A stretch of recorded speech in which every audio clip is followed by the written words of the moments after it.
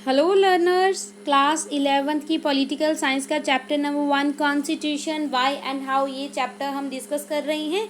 इसमें हमने देखा था कि भाई कॉन्स्टिट्यूशन, सबसे पहले क्वेश्चन आया था कि कॉन्स्टिट्यूशन क्यों ज़रूरी है।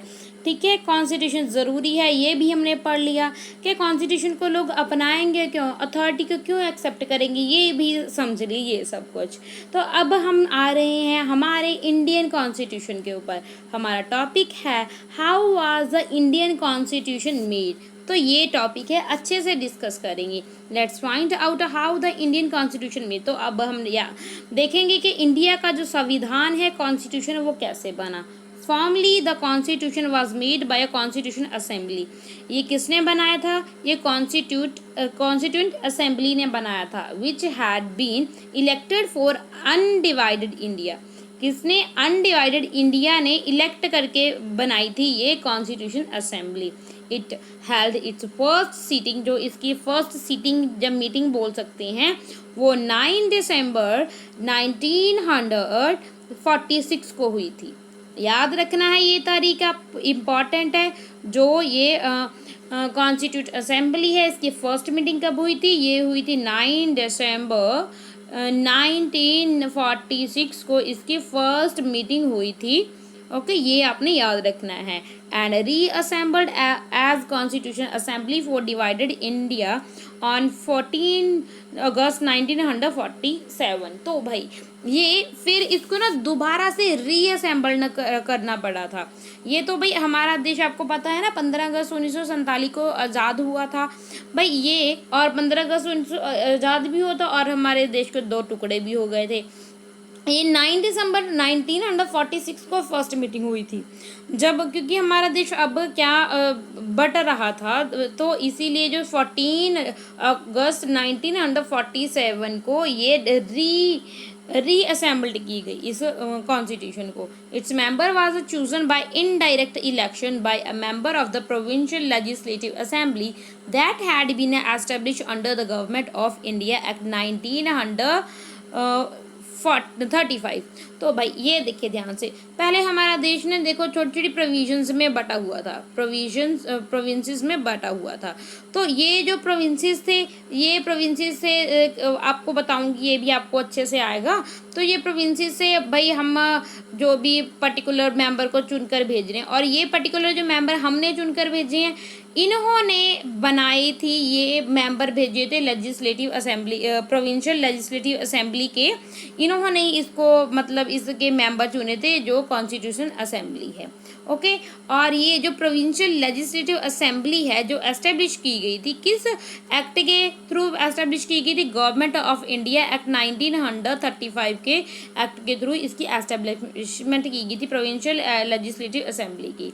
The constitution assembly was composed रफली along with the line suggested by the plan proposed by the committee of the British cabinet.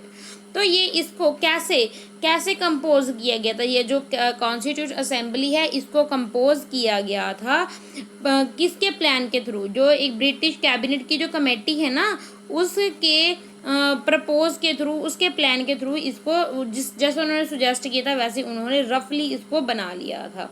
Known as the cabinet mission, और इसको कैबिनेट मिशन का नेम दिया था। ठीक है, और अकॉर्डिंग टू दिस प्लान, तो इस प्लान के थ्रू क्या क्या था? Each province and each princely state or a group of state were allotted seat proportional to each respective population roughly in ratio 1:10 lakh। ठीक है, 10 लाख। तो क्या ये क्या हर एक जो भी प्रोविंसेस है, प्रोविंसेस में डिवाइड किया हुआ था ना हमारा देश।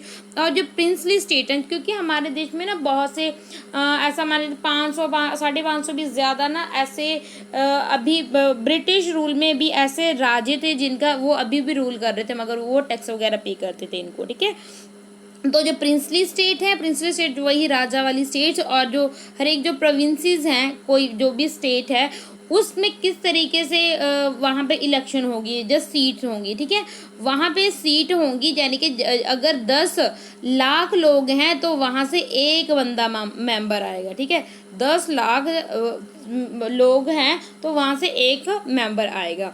As a result of the provinces that were under direct British rule, तो ये सब कुछ हो रहा था ब्रिटिश रूल के under.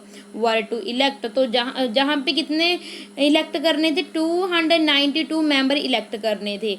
While the princely state, तो ये देखो ये जो प्रोविंसेस की बात कर रही थी, उस प्रोविंसेस में से आएंगे 292 मेंबर्स, और द प्रिंसली स्टेट, जो प्रिंसली स्टेट्स थी वहाँ पे ऐसा माना गया कि 93 सीट्स वहाँ से आएंगी अलॉटेड होकर। तो याद रखना है 292 मेंबर तो प्रोविंसेस से और 93 मेंबर्स होंगे जो कि प्रिंसली स्टेट्स हैं वहाँ से होकर आएंगे, ठीक है।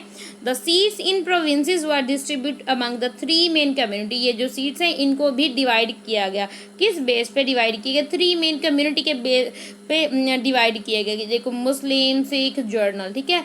मुस्लिम, सिख, जर्नल इस प्रपोर्शन में इसको पॉपुलेशन को क्या कर दिया गया? डिवाइड कर दिया गया।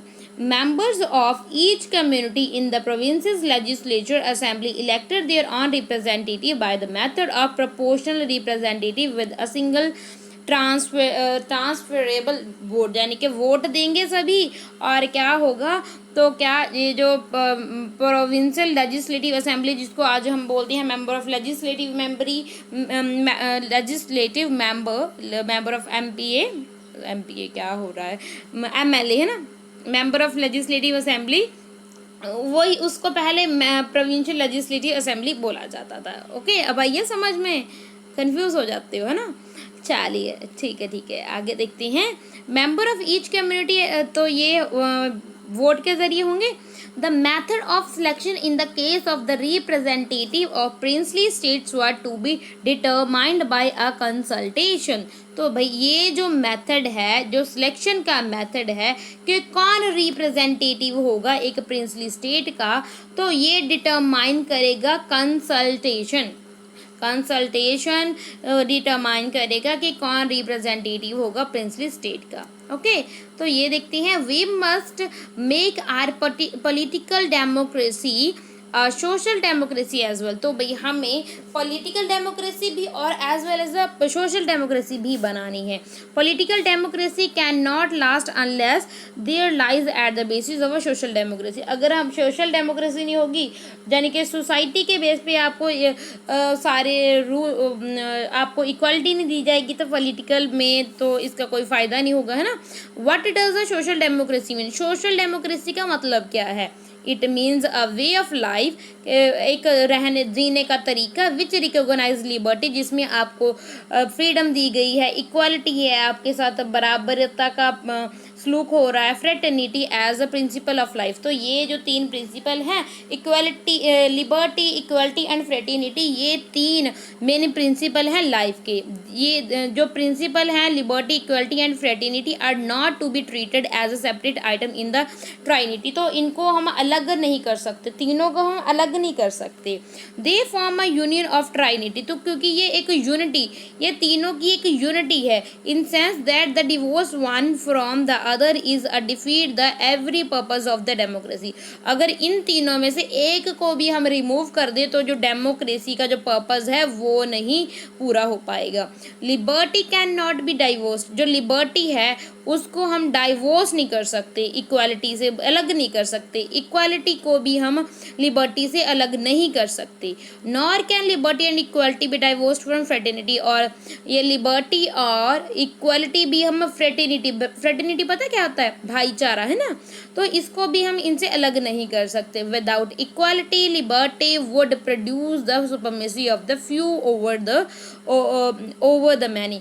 अगर इक्वालिटी नहीं होगी, लिबर्टी नहीं होगी, तो इस ऐसे क्या होगा? तो सुपरमेसी दिखाएंगे कुछ लोग बहुत ज़्यादा पे, ठीक है।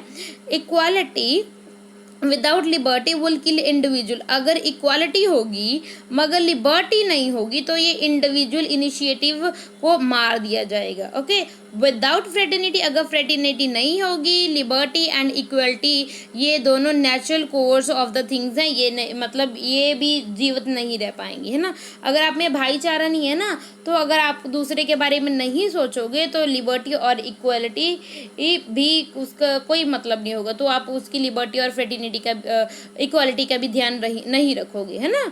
Are the principles of liberty, equality and fraternity being practised in your classroom, क्या आपकी क्लासरूम में ये सभी जो इक्वलिटी, लिबर्टी एंड फ्रेटर्निटी ये प्रिंसिपल को फॉलो किया जाता है। हाउ दे एग्जिस्ट, कैसे वो एग्जिस्ट करते हैं। Discuss this with your friend, तो अपनी फ्रेंड्स के साथ डिस्कस कीजिए।